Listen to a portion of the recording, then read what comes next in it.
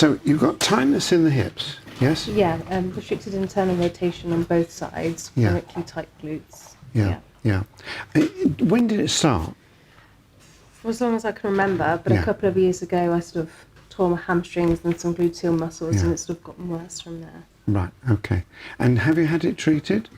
I've had sort of SIJ treated, and I've tried to do a lot of mobilisations myself, but I haven't had any work sort of on the hips. Right, okay. Right, come and lie on your back and let's have a look.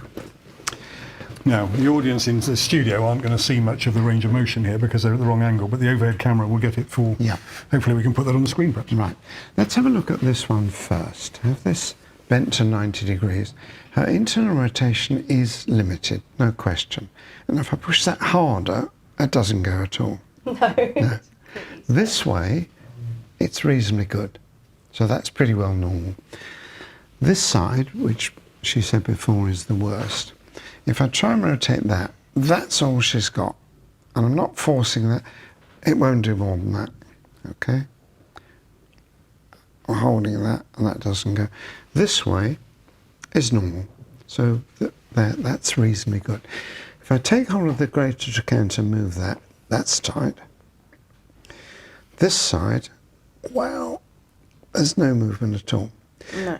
So this one I think we can change straight away. Lie onto that side with your back to me. Have this leg just resting in front of the other one, just resting there. That's it.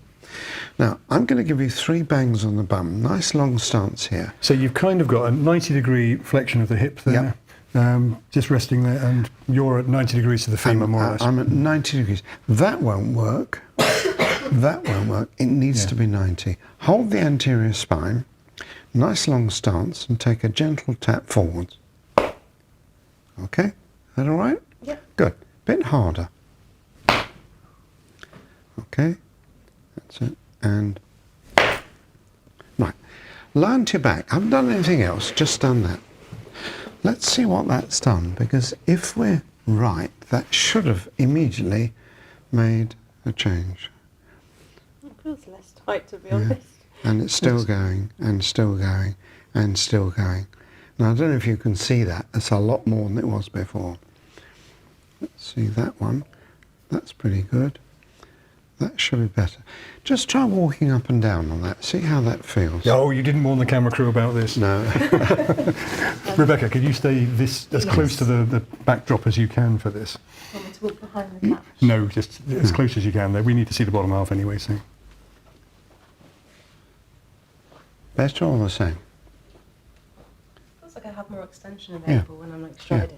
Right, let's do the other side while you're here. Come and lie onto your right side.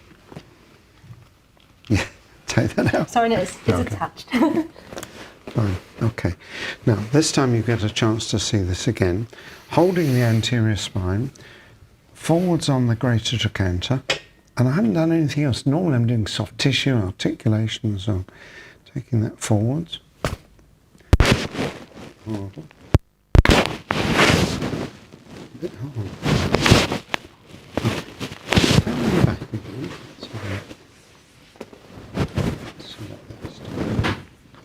This should have increased quite substantially. Yes. Look. Laurie, you've unplugged your mic apparently. Oh. Let's, if you can find the other end of it. Something's, yeah, it's come undone. There you go. That's better. Right, sorry about that. Yeah. The miracle of the voices in my head. Yes. Now that's a lot better than it was before.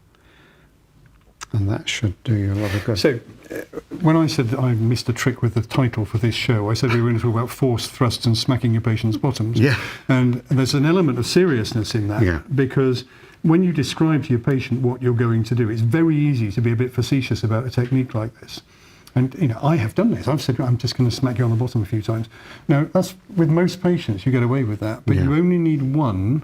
And, you know, you've got plenty of experience of others probably, and maybe yourself, with people hearing things differently. Yeah. And we had a complaint recently from somebody whose patient clearly had not heard what they'd been saying in the clinic.